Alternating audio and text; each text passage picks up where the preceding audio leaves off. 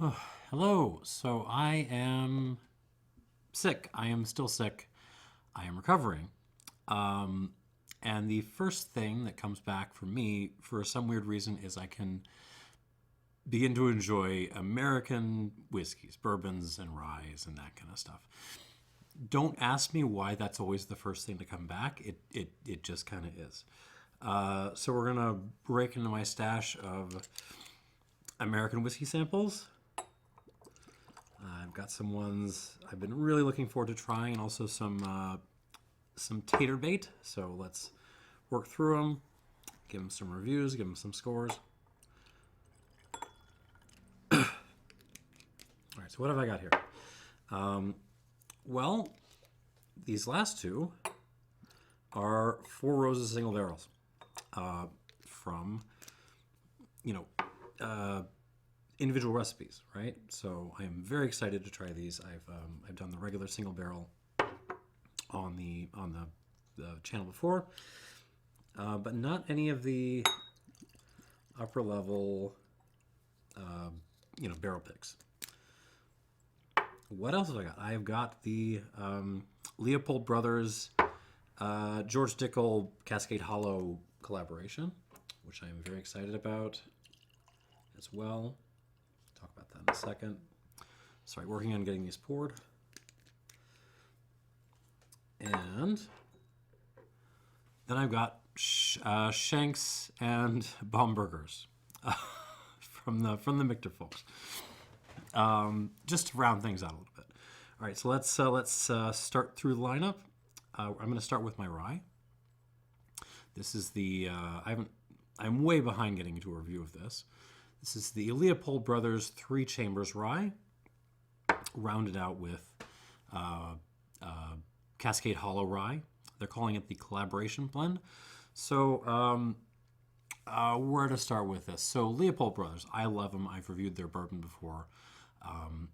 It's astonishing distillate. That stuff. And more recently, they've done one of the coolest things anyone is doing in American whiskey so far, which is they've gone back to the old 3-chamber still design.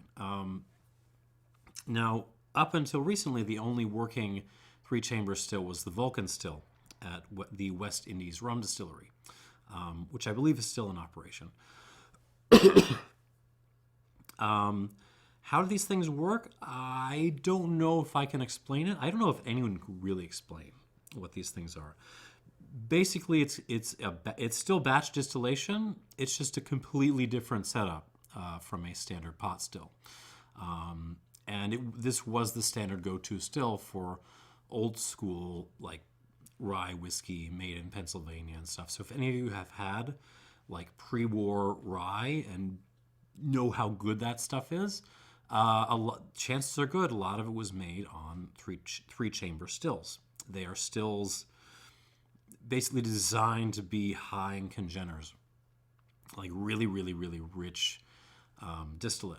So now they came out with the release of basically Leopold and the Vendome Still Company did a collaboration to build one of these stills, which again, no one's built one of these things in decades, but they did it, and they put out a release a few years ago. It was about $250, so I did not buy it. I was still tempted, but then they've also put some of the same stock into this collaboration. And you might say, why water down your awesome 3-chamber still rye? Well, normally that might be a tragedy, except what they're watering it down with, so to speak, is the George Dickel Cascade Hollow distilled rye. Now, the George Dickel rye you will find on the shelves is basically MGP. Last I heard, anyhow. This is stuff that George Dickel has been distilling here and there themselves with apparently a 95.5 rye recipe. I love it. I reviewed a Bone Snapper bottling of Cascade Hollow rye before. I think it's one of the highest reviewed ryes I've done on the channel. Anyway, so I'm darn excited to try this. I don't know anything else about it except that It's a blend of those two distillates, and it's bottled at 50% alcohol. So let's give this a try. Oh. Really interesting nose. Extremely like what is that? Okay, so my grandfather used to have a particular recipe for when you got sick, like I am sick. And the recipe was you take some whiskey, ideally rye, but you can use bourbon as well. You put in a little bit of lemon juice, and a little bit of honey. And you stir that around, and you drink it. And that is kind of exactly what this smells like. It smells. I mean, it smells like a rye, but there's just a lot of lemon notes, a little orange peel as well, and yeah, like honey, wildflower honey, clover honey, orange blossom honey, lighter style honeys. A lot of clove as well. Black pepper, almost a cumin note. And the more I swirl this, the more I'm starting to get the George Dickel, children's vitamins thing. That kind of medicinal note.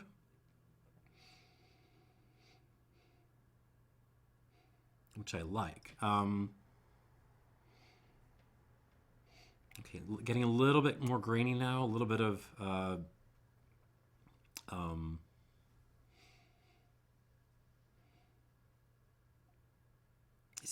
I want to say oatmeal, but it's not oatmeal. It's more like oatmeal where you also had some like rice, random rye seeds lying around. You threw them in with the oatmeal.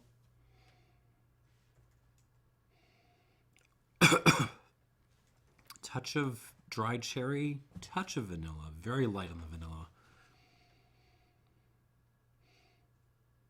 And that's it. I mean, it's you can tell that there's a portion of this seems pretty young, and I'm guessing that's the Leopolds, the 3 chambers, right? But then there's a fair amount of like just old oaky stuff happening too.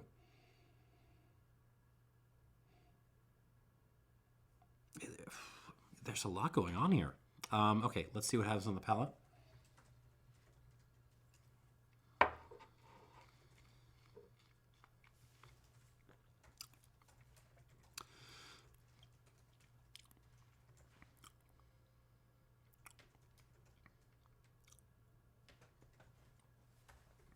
This is exactly what I want to be drinking if I'm going to drink something while I'm sick.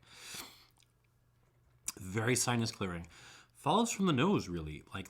Like take some rye, and just follow my granddad's recipe. Squeeze in some lemon. Squeeze in some honey. A couple drops of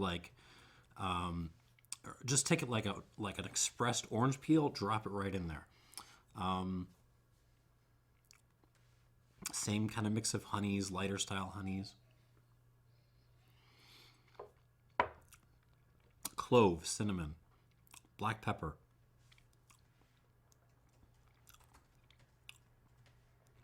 Black tea leaves. Not really the stewed tea, really more like just the leaves. Flintstones vitamins. Yep, that's in there. Wintergreen. Parsley. That kind of oatmeal with some rye thrown in kind of thing I was mentioning. This is very, very good actually. Still not inexpensive. I think this was retailing for like $100 a bottle, but I don't know.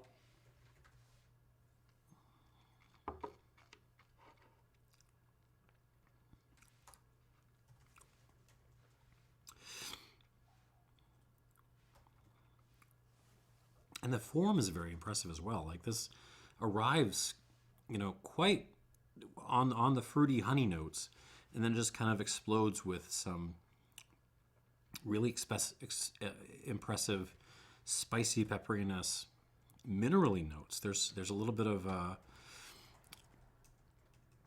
it's not really rocks. It's almost more like a red clay kind of thing happening in terms of the mouthfeel. Good long finish, hangs on very, very well. This is good. I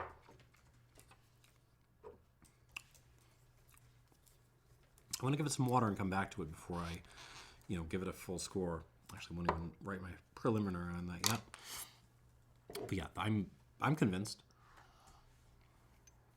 This is a very, very, very good rye. Let's give that a squirt of water. Actually, 2. That should do it.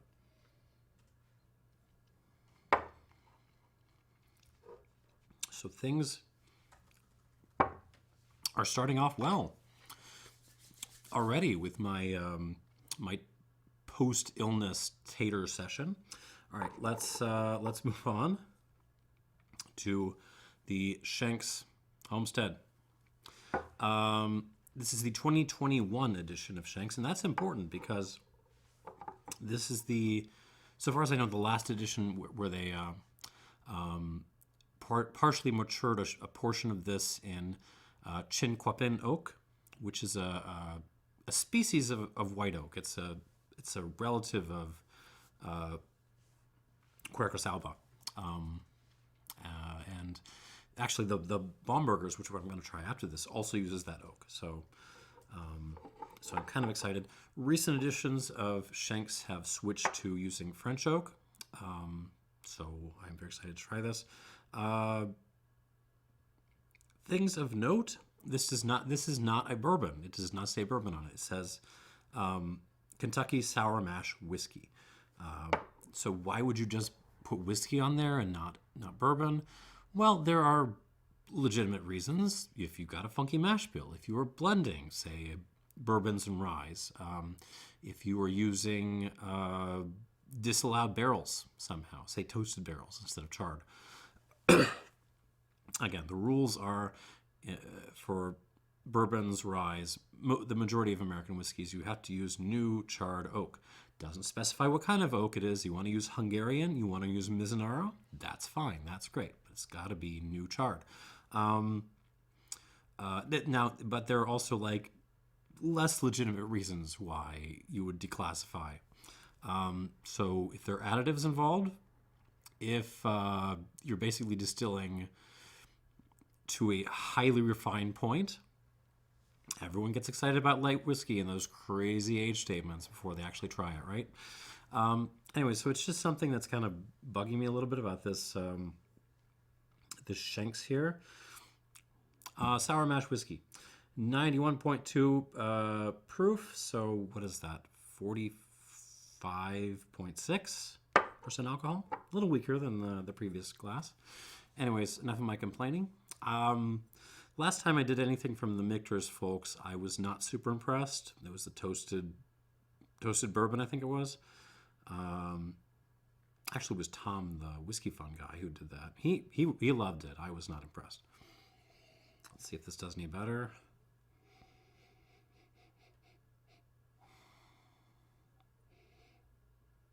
Okay. There are some very interesting, like, dark chocolate notes happening here. Really not even like dark chocolate. It's more like just like like raw cacao. You know, you open up a fresh container of cocoa powder. That's kind of what this smells like. But if there were like if there was some like mud and also just some like raw grains kind of mixed in with the cocoa powder. So throw in some oats, some rye, some wheat and some mud. Throw in some cocoa powder, mix that around. That's kind of what this smells like. Little white pepper coming through, some cherry. What kind of cherry? It's not like it's more like black cherry than like, you know, dessert cherry or anything. Certainly some vanilla bean happening.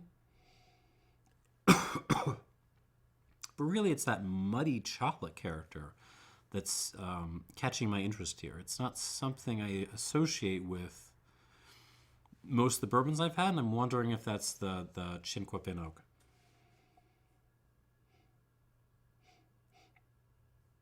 Okay, not a ton really going on here. The flavor profile is pretty narrow, but what's there is nice. Let's see what happens on the palate.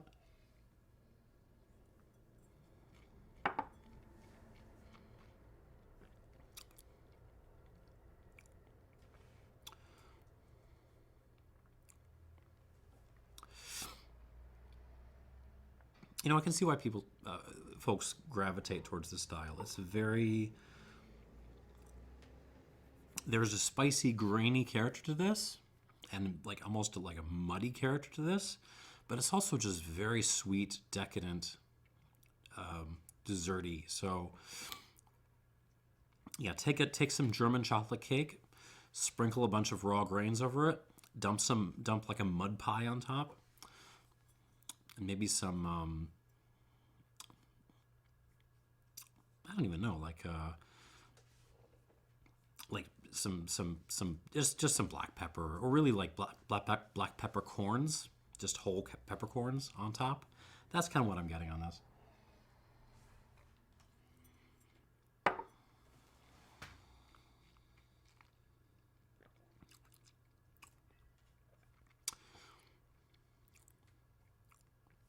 Some nice sour cherry coming through. It's very peppery. It's very dusty. Again, lots of chocolate cake kind of stuff happening. The mouthfeel, it's decent enough. The finish is decent enough, but everything that's happening is happening kind of at the front of my mouth, like past the molars. Like it is dead. Like there is nothing happening back here. So, you know, I am guessing this is pretty darn young, and they've been using some pretty aggressive oak treatment on it, but it kind of works.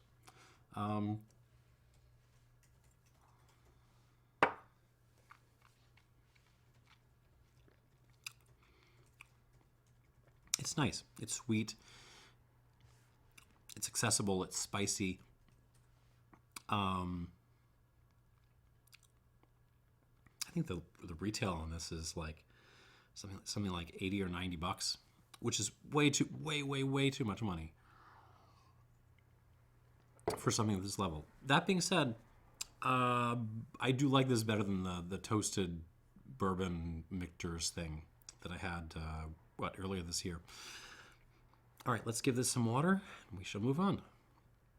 Squirt of water. It's not that strong. All right, Bombergers. Same kind of story here. Bomberger's Declaration. This is the 2021 release, bottled at 108 proof, so 54% alcohol. Now this one is a Kentucky straight bourbon. So, but again, a portion of this was aged in chinquapin oak.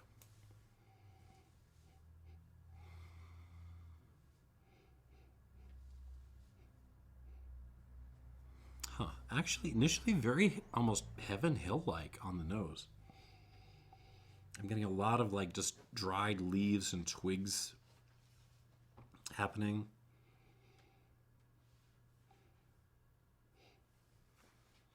After the Shanks, I'm going to be honest, I was expecting a big chocolate bomb on the nose of the Bombergers here, and that's not really what's going on. Yeah, it smells kind of like leaves, twigs, bonfire remains. Some vanilla happening, some white pepper happening. A little bit of Kirschwasser, so distilled cherry.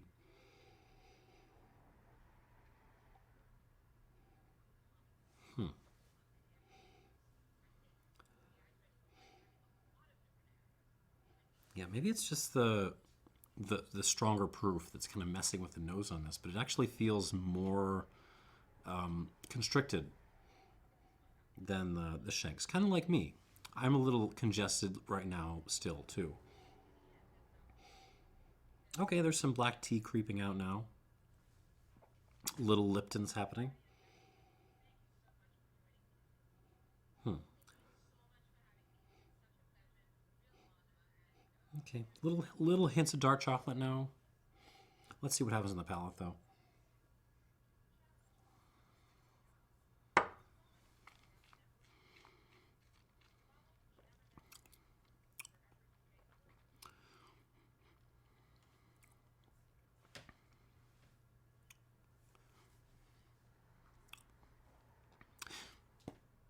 You know, damn it. I was all set to, get to these two, particularly the Bombergers here, which people at my store do ask for this. Not as often as blends, but they do ask for this. And I was hoping I'd be able to say, after trying it, it just tastes like a bourbon. There's nothing good happening here. Give it a 79. Move on. Just tell you to move on, right? But this is actually, especially on the palate, this is actually very, very good.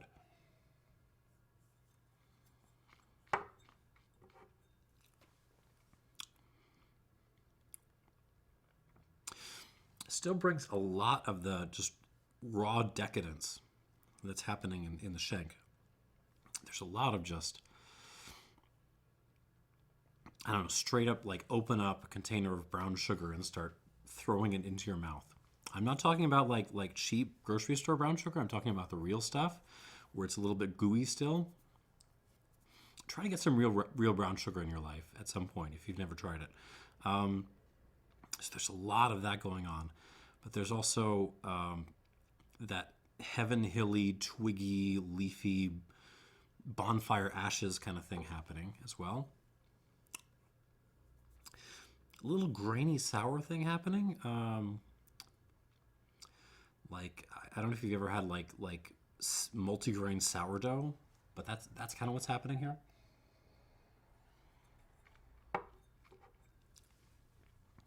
Cinnamon, black pepper, Lipton's again. That little hint of cocoa powder and dark chocolate that I was actually getting more of them on the Shanks.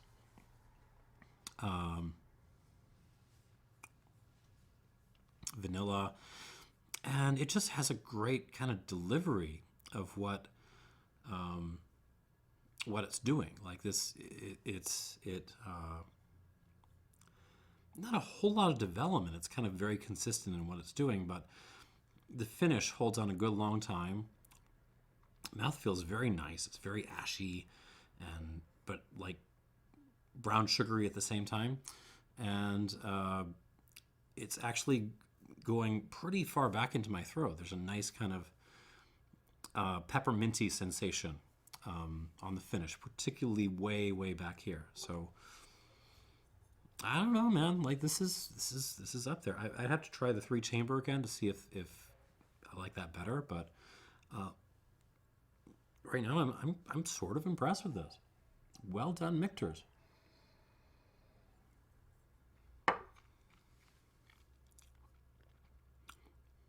Still wouldn't pay like whatever the secondary cost on this is, but yeah, it's well made. It's very good. Let's give this a couple squirts. 2, 3, probably 4. Let's see.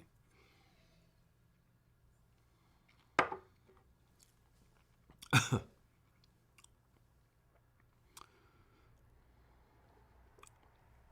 that an extra drop. Okay. Moving on. Ooh, it's time for Four Roses. All right, Four Roses Distillery is awesome. They're awesome for many reasons. One of them is that, well, basically they're coming from the Seagram's empire.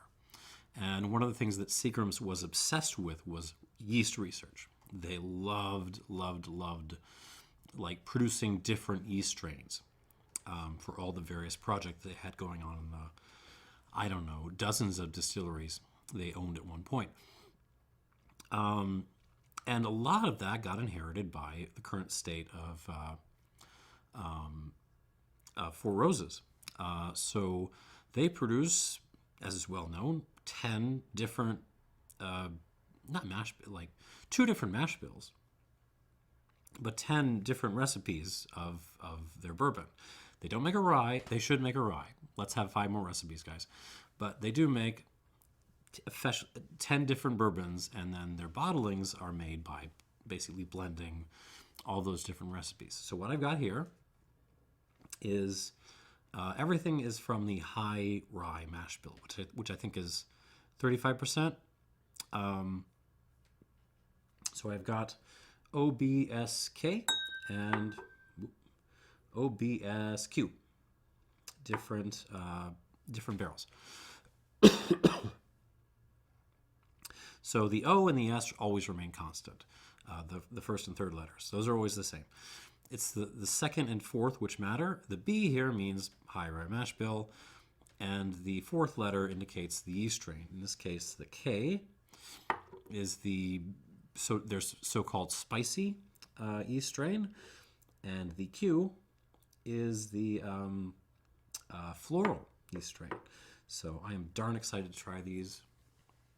I have had a couple of these, individual recipe Four Roses releases before, but not for like 10 odd years, 10, 12 years. Ooh. Okay, so this is the OBSK, and it is 6 years old, 6 years, 5 months, bottled at 52.8%.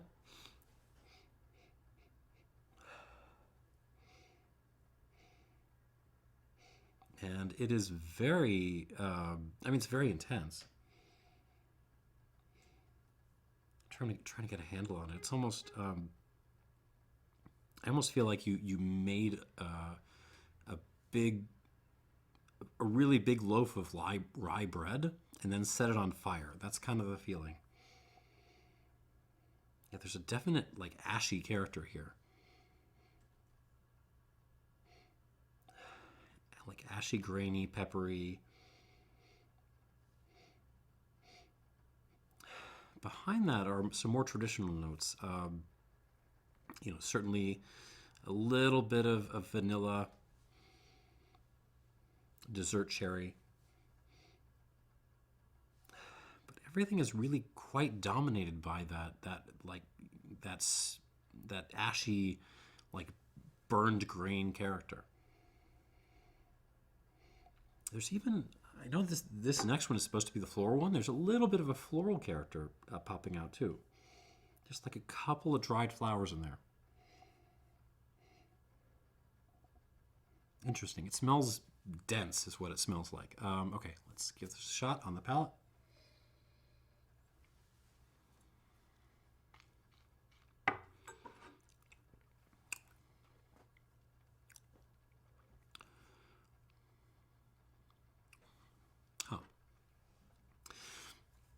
I'm going to be honest, I was expecting these two to really blow the Bombergers out of the water, and that's not necessarily what's happening.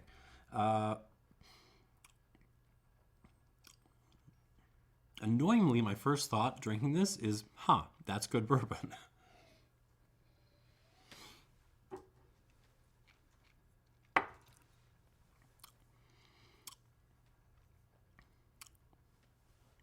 Yeah, that's what it is. It's a good bourbon.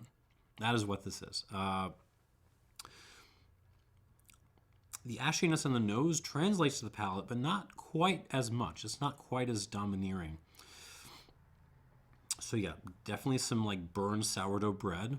Maybe there were some other grains in there aside from the rye. Maybe some oatmeal happening. Maybe you threw some like millet in there. Heritage wheat.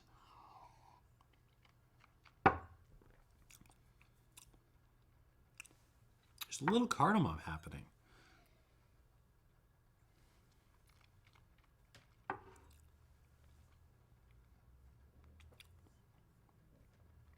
Cardamom, cinnamon toast crunch, not just cinnamon sticks or cinnamon toast crunch in particular.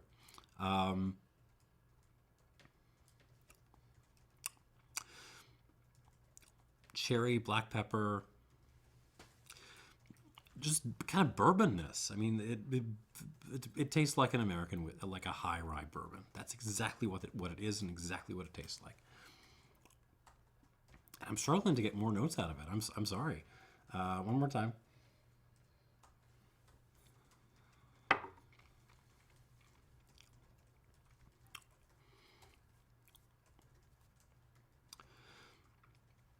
It's very, very good. It just doesn't. There's not a whole lot that's distinctive about this to me.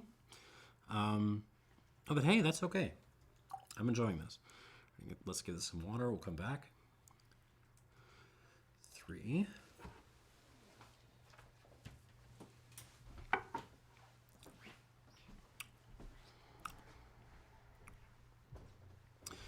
Go like 3 and 3 1/4. All right, moving on to the second of the Four Roses picks here. This is OBSQ. So this is same mash bill, high rye, but the floral yeast strain. And this is 6 years, 7 months old, 59.5% ABV. So a little bit more serious. Ooh.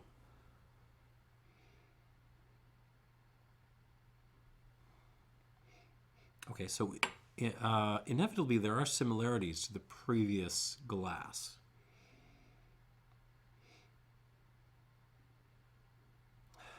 You can see the family resemblances, as Wittgenstein would have said.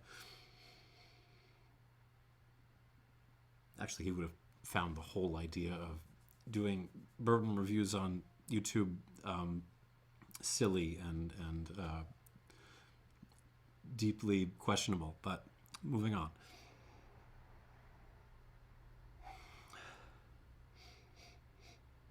Yeah, actually, you know that I forget, it was not on one of these others, but that note of like multigrain sourdough bread, that is absolutely what's dominating this. The burn note is not there. There's certainly a pepperiness, like a lot of black pepper character. But yeah, multigrain sourdough.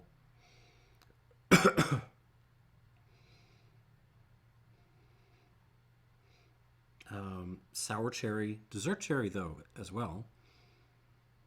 Vanilla bean.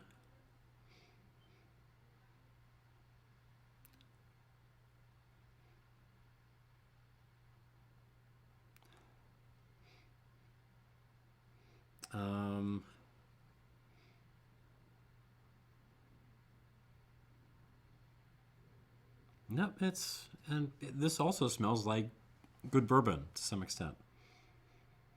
Sorry, something's going on over there and I don't know what it is, so I'm being a little bit distracted right now. All right, on the palate.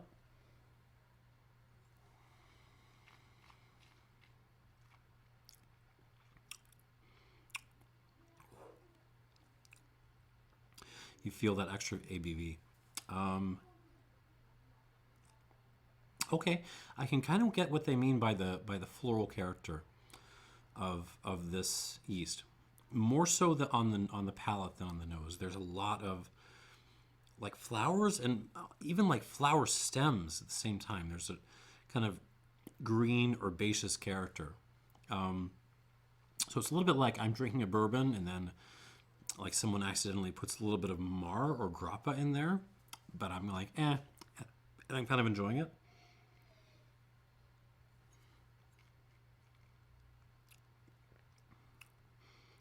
Yeah, the strength on this is much more aggressive. Does come across as actually sweeter than the previous glass. Cinnamon sticks, black pepper, flowers are really dominating. That kind of multi-grain sourdough note, that's still there, but it's actually been a little bit surpassed by the flowers. That kind of mixed cherry thing is happening. Certainly vanilla.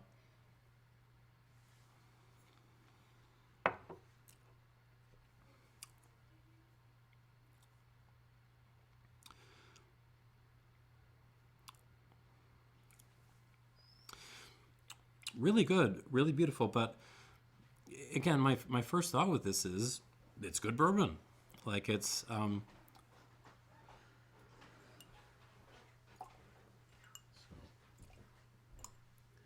gonna come back to it though. 4. This will definitely need 5. I'm gonna stop at 5. Okay. And let's go through these one more time and give them a score. All right, back to the Leopold Cascade Hollow collaboration joint. Ooh.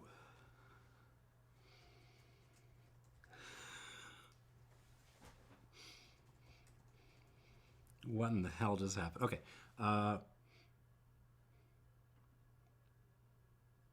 The nose has just become really interesting. It smells like, what is it? What is that? It smells like a donut shop right as they're like making the donuts. So rising dough, but it's a little bit confected as well. But then like there's that kind of children's vitamin note running through there as well. That weird Dickel minerality. The lemon, the honey from before. Whoa, this is. I feel like I'm on a journey here. This is.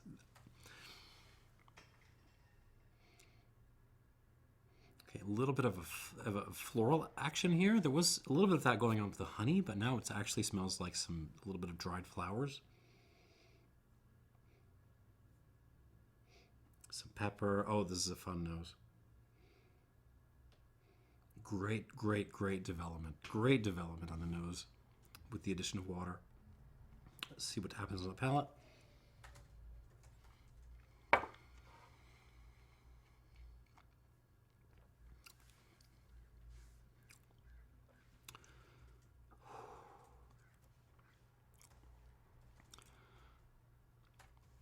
Like lemony and wintergreeny and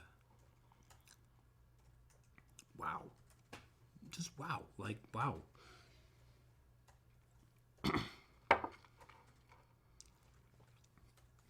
Really unique set of flavors.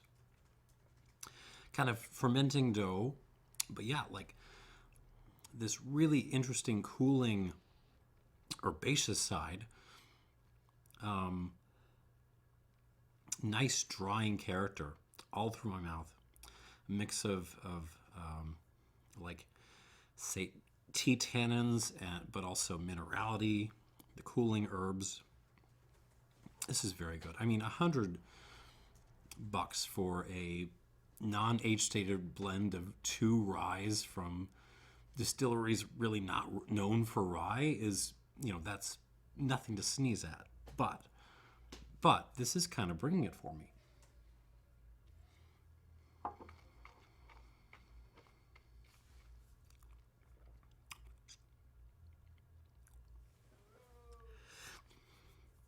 What's impressive is it's doing what it's doing without being big and loud and explosive and feeling like it's blowing out my mouth. This is actually quite delicate and subtle and like thirst quenching in a weird way. Like I feel like I want to drink more of this. Like if I had a full bottle, and I am highly considering that right now, I feel like I would be breaking it out on a regular occasion, which is not something that always happens.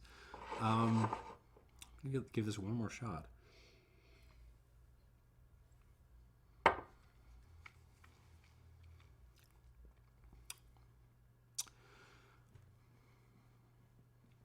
I can't give this a 90. I can't give it an 89 even, but I will give this an 88.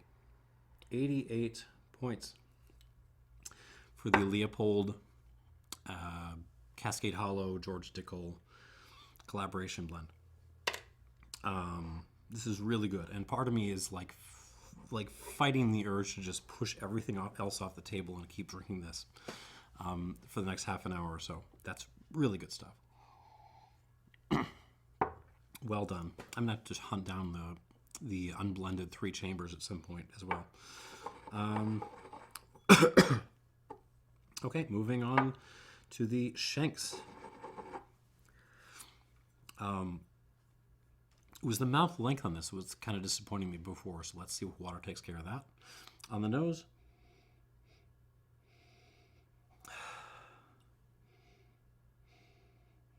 yeah, not a ton of development on the nose. It still smells like you know, muddy and chocolatey and grainy, which is fine. That's fine. It's a lovely little nose.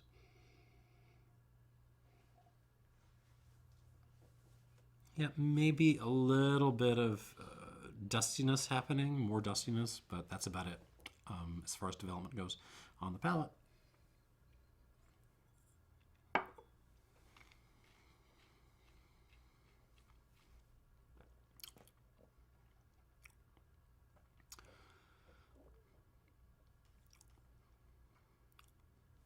Not really any development here either. Maybe a hair bit more pepperiness happening, so a little more black pepper. But otherwise, you're still getting a mix of very traditional bourbon elements with some more kind of desserty stuff, but also some more like muddy character, for lack of a better term.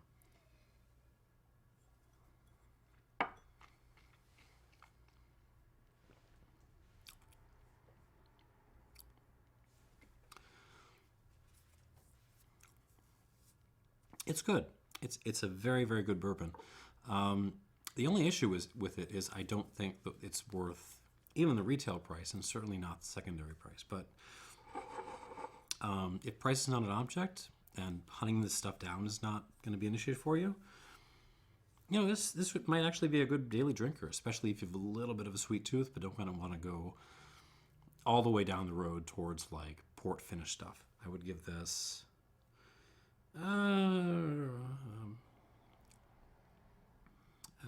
84 plus.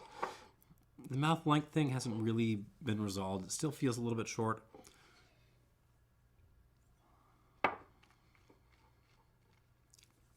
$84 points. Good little bourbon, but and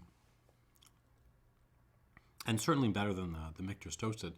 But yeah, I wouldn't go out of my way to hunt this one down. Bomberger's maybe a different story, though. Let's see what happens with this.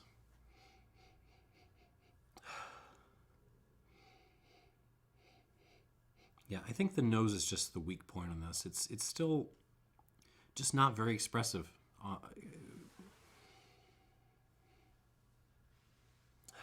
It's, you know, take a nice, you know, Heaven Hill bourbon, standard mash bill. Throw some cocoa dust in there.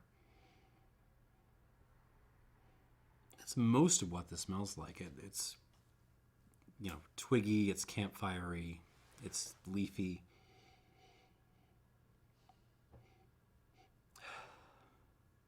A little bit of a sourdough element happening.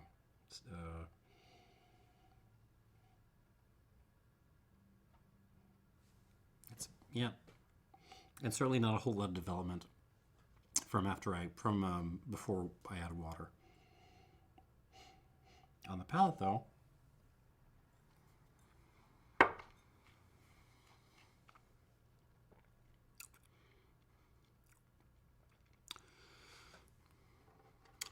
might actually give this half a squirt more.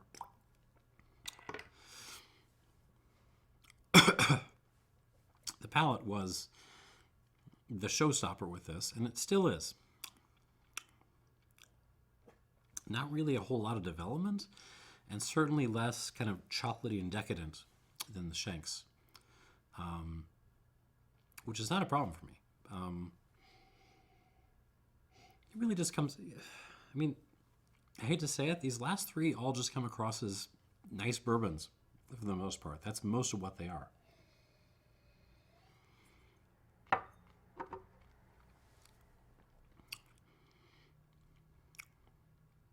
Good finish, good mouth length, good mouth feel. Yeah, I really do like that kind of a little bit of a cooling effect, like a minty, basil-y cooling effect on the far back end, like going back into my throat. That's really nice. I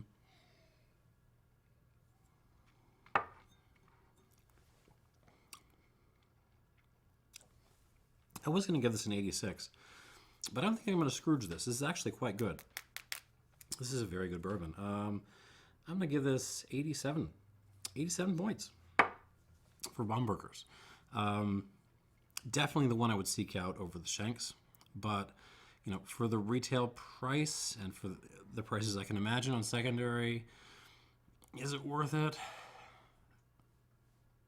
I would just buy rare breed instead, honestly. But you know, if you gotta have this, if you gotta have something from the Michter stable that I've tried before, I think this is the one worth grabbing. Okay, moving on. Back to Four Roses.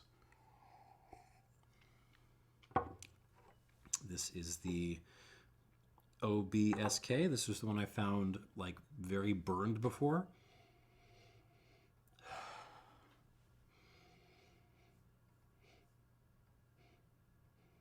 Yeah, no, not a whole lot of development on the nose. There might be a little bit of root beer creeping through now. A little bit more dustiness, but otherwise, yeah, it's still very dominated by that kind of like burned sourdough bread thing. Okay, on the palate.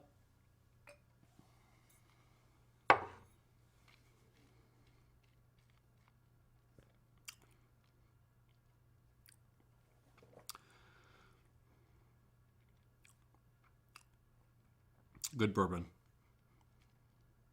Good bourbon. Sorry, let me articulate that a little more. Crikey, we've been going for almost an hour here. Spicy, a little bit of a burnt note. Mostly, yeah, just tastes like a really well-made high rye bourbon, textbook. Vanilla, spicy elements, little hints of parsley.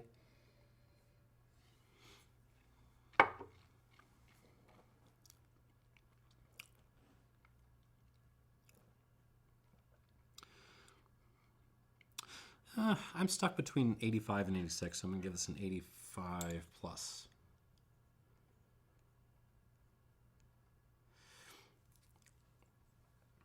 Very good bourbon. Not the most exciting one in the world for me, but very nice. And last up, I'm very curious to see what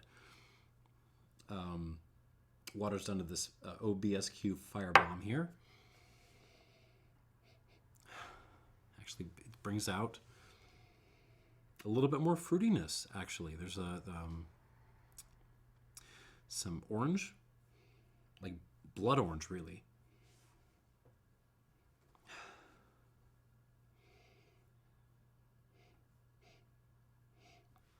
Dustiness, actually the flowers that were really present on the palate, but not so much in the nose before, are starting to push through.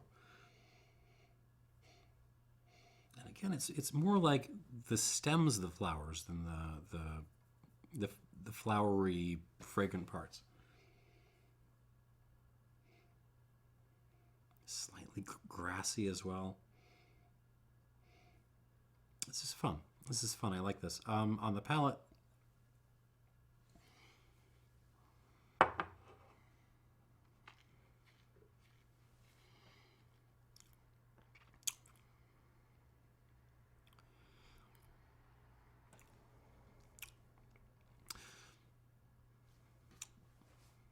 one second.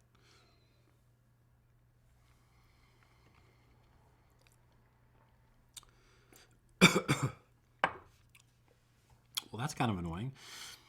So what has happened on the palate is it's almost constricted itself with the addition of water.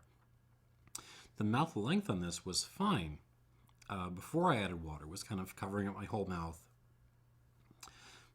Kind of starting to tickle my throat a little bit. now it's actually kind of gone, I wouldn't even say towards the front of my mouth, because there's not a lot happening here. It's all kind of right in the middle. That's the whole event is happening in here now, which is a little weird, and I'm not sure if I like it.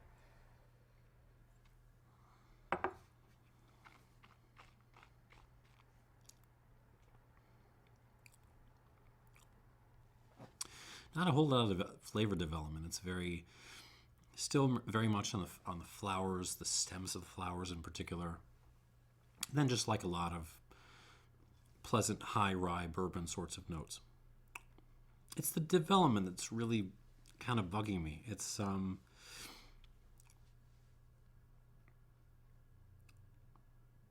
yeah, no, it just kind of like, it's all kind of smushed together in the middle of my mouth in terms of like everything it's doing.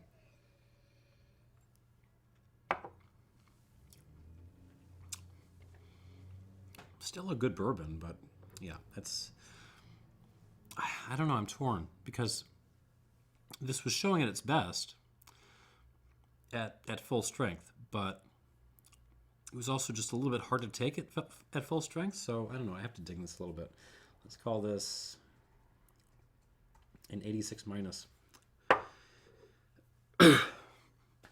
86 minus for this Four Roses OBSQ. And yeah, that's your lineup. Big winner here is the Leopold Brothers collaboration with George Dickel. 88 points. This is great. I mean, if you're going to drop $100 on a bottle of rye anytime soon, this is a very good choice to make, despite the fact that it's at least some portion of it is pretty darn young. Then, this was a surprise to me, Bombergers. Bombergers, of all the things, I did not expect Bombergers to step up and impress me, but yeah, this is good stuff. Two Four Roses about on par. Very good, fun variations on what a traditional bourbon profile can do, and yeah, then Shanks. Nice little dessert bourbon. If that's what you like, you will enjoy this, and it'll be and if money is no object, you could actually have this as a pretty good daily drinker.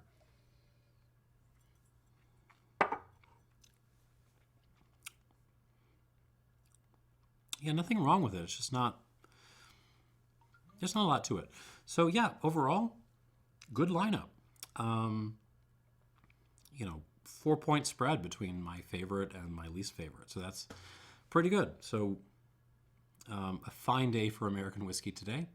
Thank you for watching. My sinuses feel thoroughly cleared out right now. And yeah, cheers.